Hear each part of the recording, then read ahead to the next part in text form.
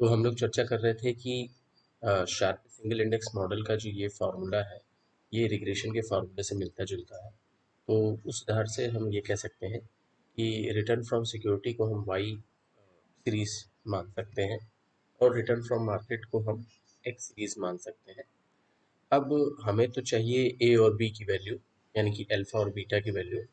और अल्फा और बीटा की वैल्यू निकालने के लिए हम लीस्ट स्क्वायर मेथड का यूज़ करते हैं, जिसमें हमें इन दो फार्मूले की आवश्यकता पड़ेगी। Summation y is equal to N A plus B summation X और summation X Y is equal to A summation X plus B summation X square.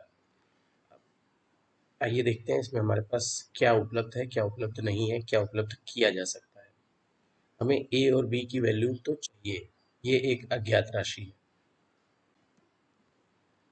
और summation Y N summation X Y और summation X square, ये जानकारी हमें चाहिए। Summation Y और summation X तो बहुत ही सिंपल सी बात है कि ये सीरीज है, इस सीरीज का योग ही समेशन वाई और समेशन एक्स हो जाएगा। कैसे, आइए देखते हैं। ये आपका समेशन एक्स है, मैं यहाँ पे योग कर रहा हूँ, नीचे समेशन एक्स लिख दूंगा। योग कैसे करेंगे, ऑटो सम कर लीजिए। देखिए इसने खुद ही सारा कुछ सिलेक्ट कर लिया। अगर नहीं किया है तो आप उसको स्ट्रेच करके सिलेक्ट कर सकते हैं। और यहाँ पे ये फॉर्मूला भी आ गया अपने आप इसको एंटर कर दें। इसी तरह इसको भी ऑटो सम कर दें।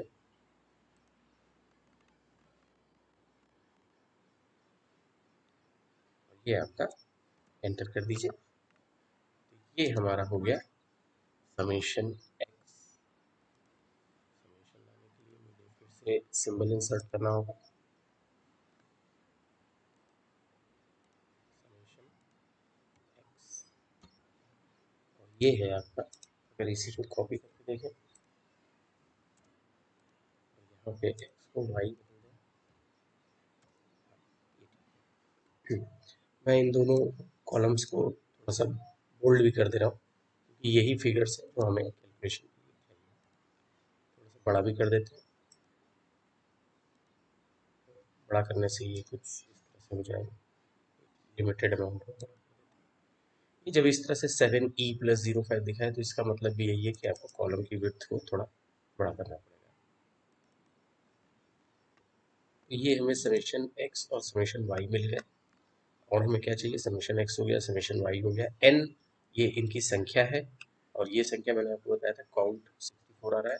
अगर कोई डाउट हो तो आप यहाँ पे लिख सकते हैं काउंट, और वैल्यू दे दीजिए, पूरा रेंज दे दीजिए।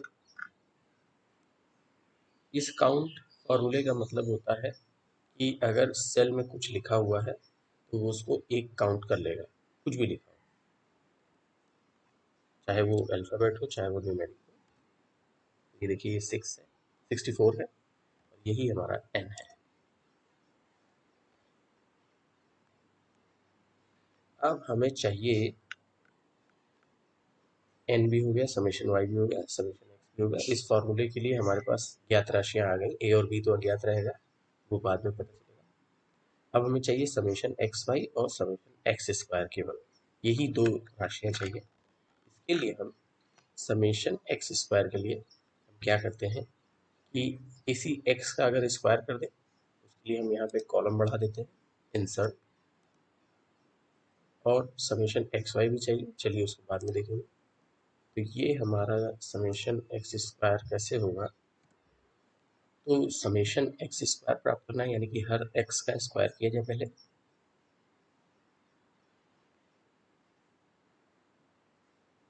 मेरे ख्याल से कोई डेटा मिस हो गया, यहाँ पे डेटा कहाँ गया, ये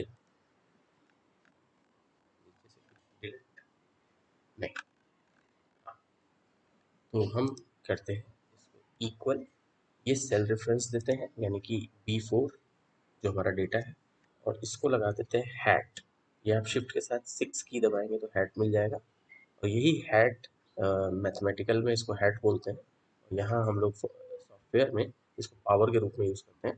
तो B4 का स्क्वायर करना है, ये हो गया B4 का स्क्वायर, एंटर कर दीजिए।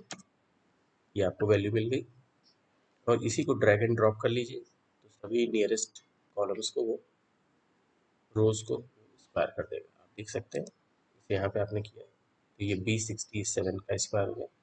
इसका भी टोटल कर लीजिए ऑटो सम से। ये थोड़ी सी और बड़ी राशि हो गई तो इसको स्ट्रेच कर लीजिए और ये है आपका समेशन एक्स स्क्वायर। कॉपी कर लेते हैं और यहाँ पे स्क्वायर लिख देते हैं। इस टू को सिलेक्ट करके फॉन्ट में जाके सुपरस्क्रिप्ट सिलेक्ट कर लेते हैं। ये रहा सुपरस्क्रिप्ट और ये हो गया समेशन एक्स स्क्वायर। हमें चाहिए समेशन एक्स वाई भी।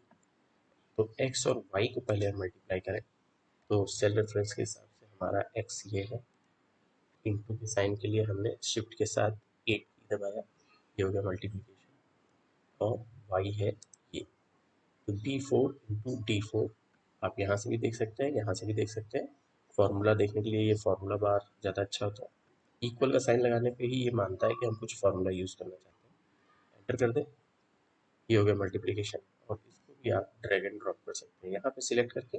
जब तक ये आपका वाइट वाला प्लस ब्लैक वाले प्लस में बदल जाए तब तक वो ड्रैग ड्रॉप नहीं करता। तो आप इसको ड्रैग एंड ड्रॉप कर लीजिए। ये है इसको भी ऑटो सम कर लीजिए और ये आपका हो गया summation X and Y.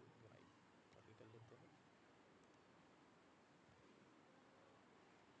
Summation x into Y. तो अब हमें हर संख्या मालूम है, अब हमें इसे फॉर्मूले में रखना है। तो आइए रख के देखते हैं। कोशिश ये रहेगी कि फार्मूला कुछ इस तरह से यूज़ करें कि आपके भी शीट के काम आ सके। देखते हैं, हो सकता है कुछ ट्रायल एरर हो। तो summation y is equal to NA plus B summation x।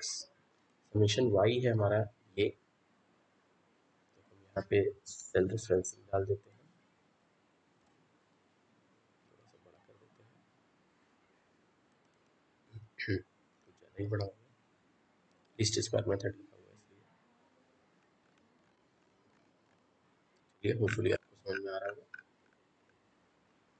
Equals, equal sign अलग से लगा देते हैं। सॉरी, इक्वल लगाने से ये समझता है कि हमें कुछ सेल रेफरेंस देना है।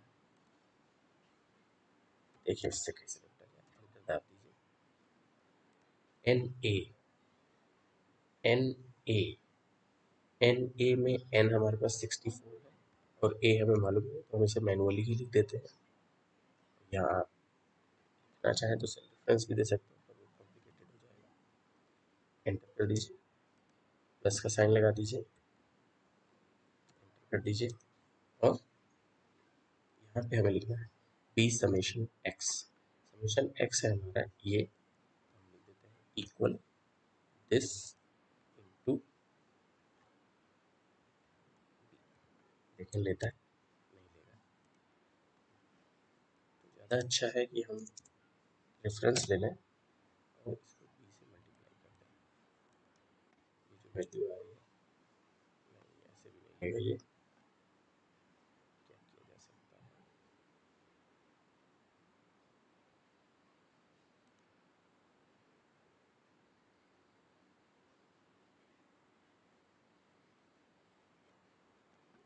बी को भी कहीं सेल रेफरेंस में लिए होते तो ले लेता है।